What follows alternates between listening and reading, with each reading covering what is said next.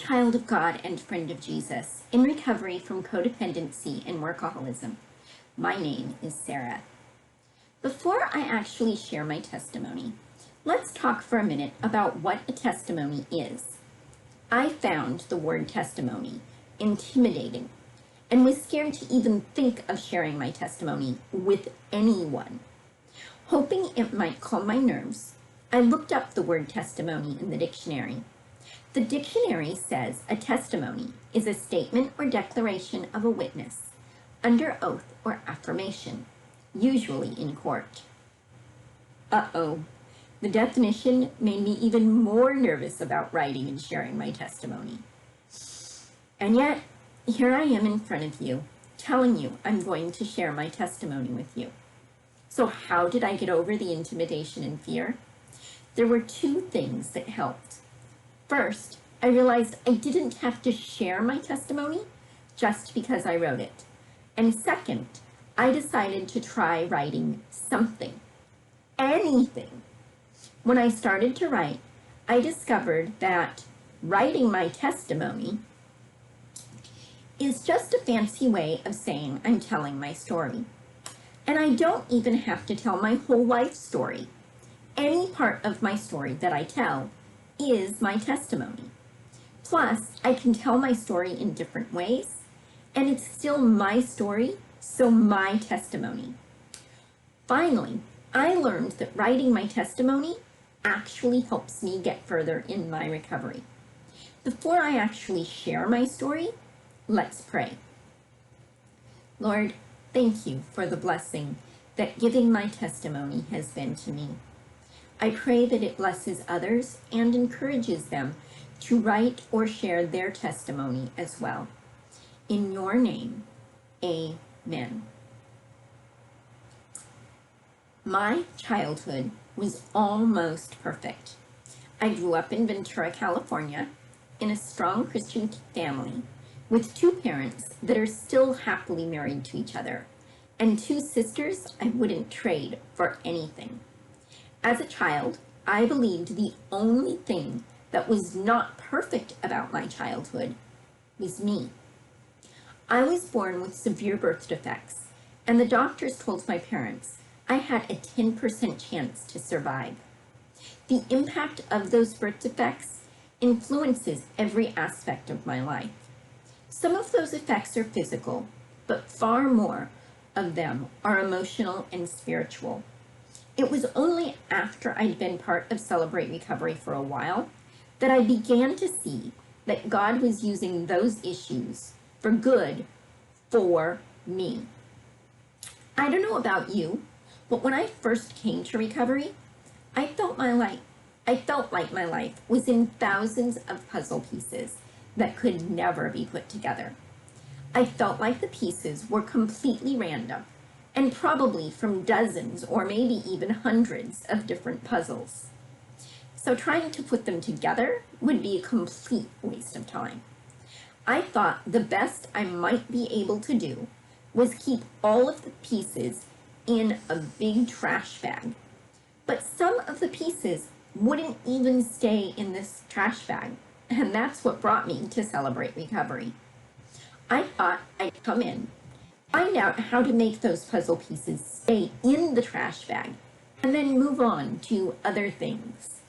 But as I kept coming, I discovered that with God's help, I can do more than just keep all the puzzle pieces in a trash bag.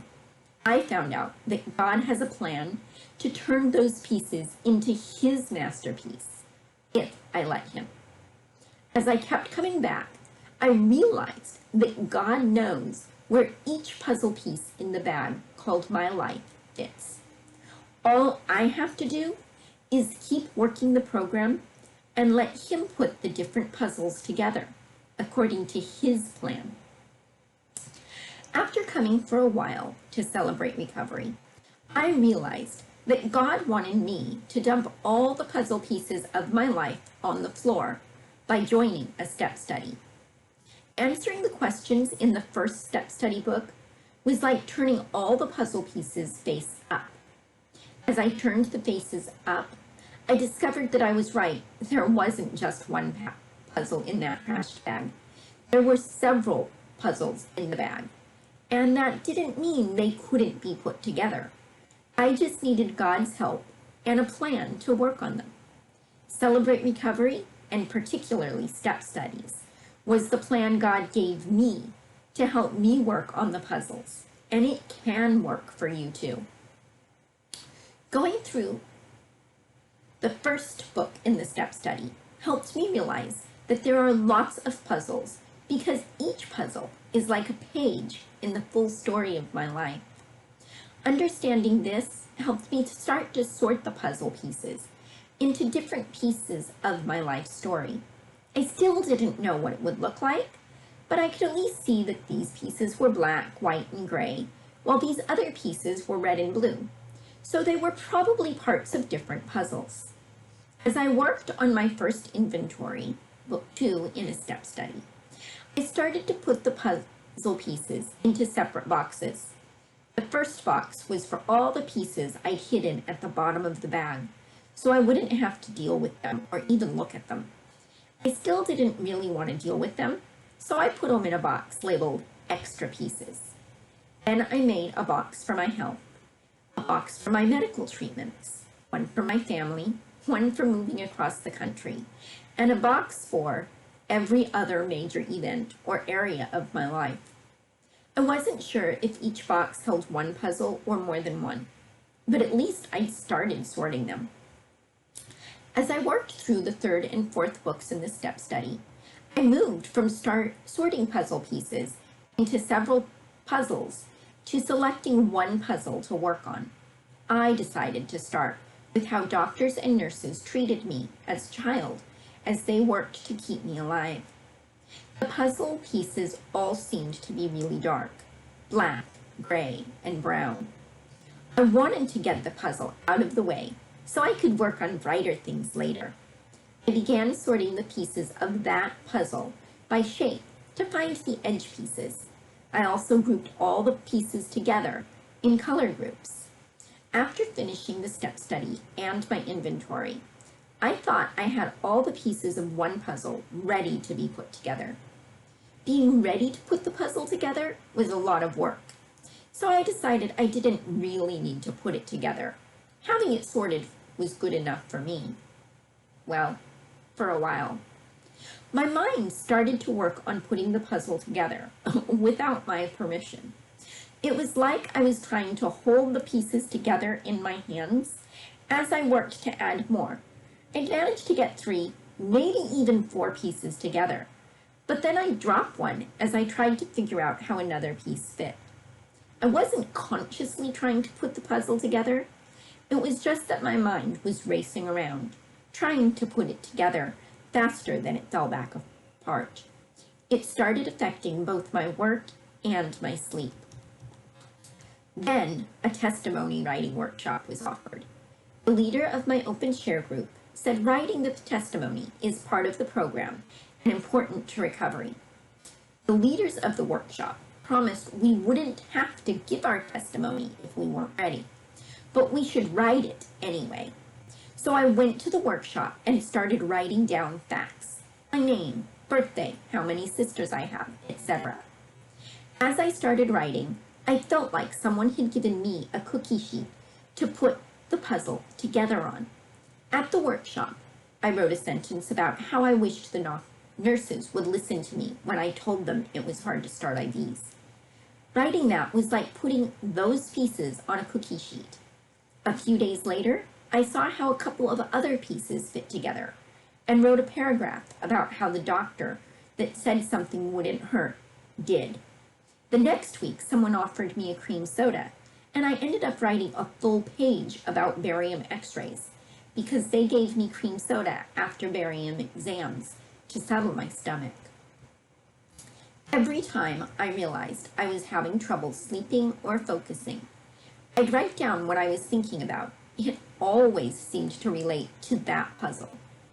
By writing things down and using that cookie sheet, I didn't lose the connection between some pieces as I made other connections. As I continued to write a sentence here and a paragraph there over the next couple of weeks, I started to get larger and larger pieces of the puzzle put together. I could start to see pictures forming the more I wrote. Eventually, I had all the pieces I'd sorted put together in one chunk or another, but I still couldn't figure out how to put the chunks together. One day, I realized that a story makes much more sense if you put it in order. So I moved this sentence here and that paragraph there to put things in chronological order. As I put the parts of my testimony in order of when they happened, I began to see what was missing. Puzzle pieces from that extra pieces box.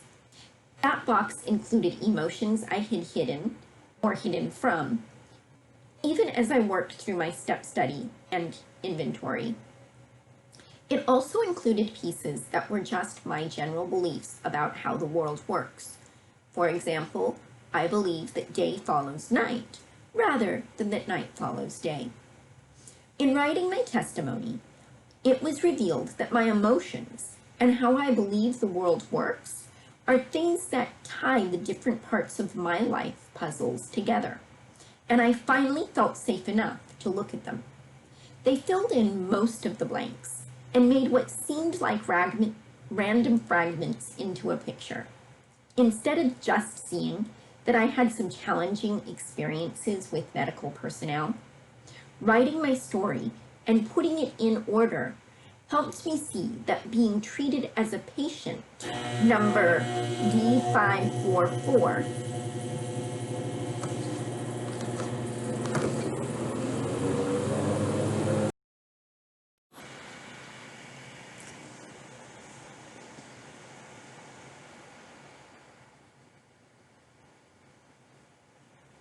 in writing my testimony, it was revealed to me that my emotions and how I believe the world works were the things that tie the different parts of my puzzle together, and I finally felt safe enough to look at them. They filled in most of the blanks and made what seemed like random fragments into a picture. Instead of just seeing that I had some challenging experiences with medical personnel, writing my story and putting it in order helped me see that being treated as a patient number D544 instead of the person Sara in dozens of interactions with doctors and nurses was one of the roots of my feelings of worthlessness, which contributed to both my codependency and workaholism.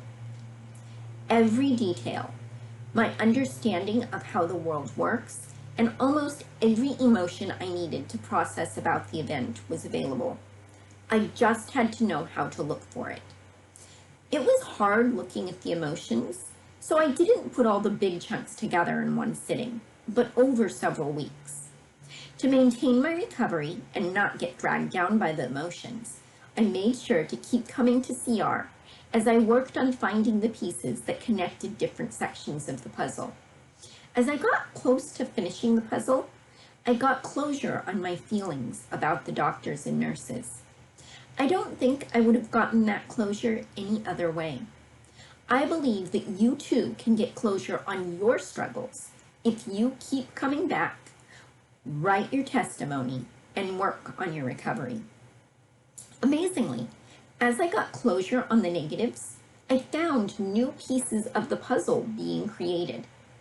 Even though the rest of the pieces were created as a child, the final pieces didn't even exist until I worked on that specific puzzle, or wrote that part of my story down. The new pieces showed how strong I was then and still am, because Jesus was and is by my side.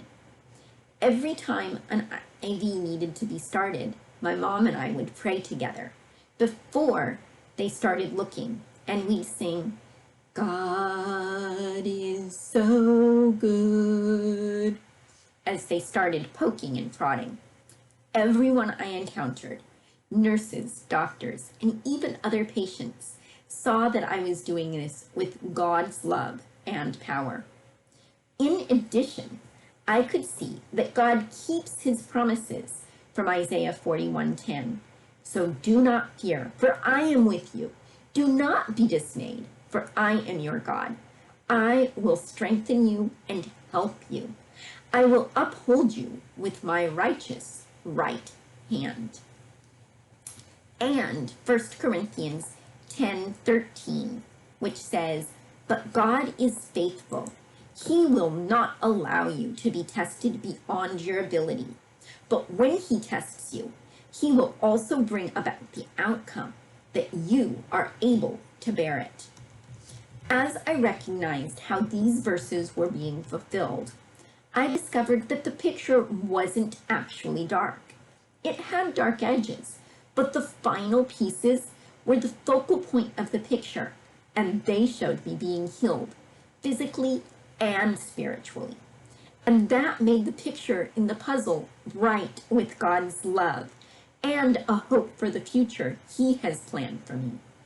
But I never would have discovered it without writing my story down. God has a good future planned for each of you as well, and he will help you find it through Celebrate Recovery if you keep coming back, because it works if you work it, and you are worth it. I've been working on my recovery for almost 9 years now, and I think I've actually put together about 7 puzzles, one for each testimony I've written over the years. With each puzzle I put together and each testimony I write, I learn more about myself, get stronger relationship with God and others, and grow in my recovery. I've discovered that sharing the different testimonies in large group has increased the impact of the stories on my own personal recovery. So while we won't expect you to share your testimony once it's written, we will encourage you to, so that you may experience that healing and growth from both writing and sharing your recovery journey. Through Celebrate Recovery, I am finally beginning to see my life, the fulfillment of Jeremiah 11:29. "For I know the plans I have for you, declares the Lord, plans to prosper you and not to harm you, to give you a future and a hope." Before I go, I have one last thing to say. Because writing a testimony, even just a small part of my story like this, helps me in so many ways, I want to encourage you to go to a testimony writing workshop whenever it's available. If you've been coming to CR for a while but haven't done a step study yet, you should still attend the workshop. You can write your story up to where you are now, or at least learn how being in a step study will help you understand the different pieces of your life's puzzles. If you've completed one or more step studies but never written your testimony, please attend a testimony workshop so that you can start putting your puzzle together. All you need are your answers to your step study questions and a willingness to start. If you've written your testimony 50 times, come to a testimony workshop again. There is always more to add to your testimony or a new story to write, because your life has continued since you last wrote your testimony. If you have an inventory written or answers to your step study questions, make sure to bring them to your testimony workshop, as they contain the puzzle pieces you'll be putting together in that workshop. I promise, just because you put your puzzle together in writing your testimony or your story, you won't have to share your testimony. We'd love to hear it, but we won't expect you to share it just because you've attended a workshop. So please, put aside any doubts or fears you have and go to a testimony workshop as soon as it's available, so you can start or continue to work on this part of your recovery. You'll begin to see more clearly the work of art God is making you into, just as he has done for me. Thank you for letting me share.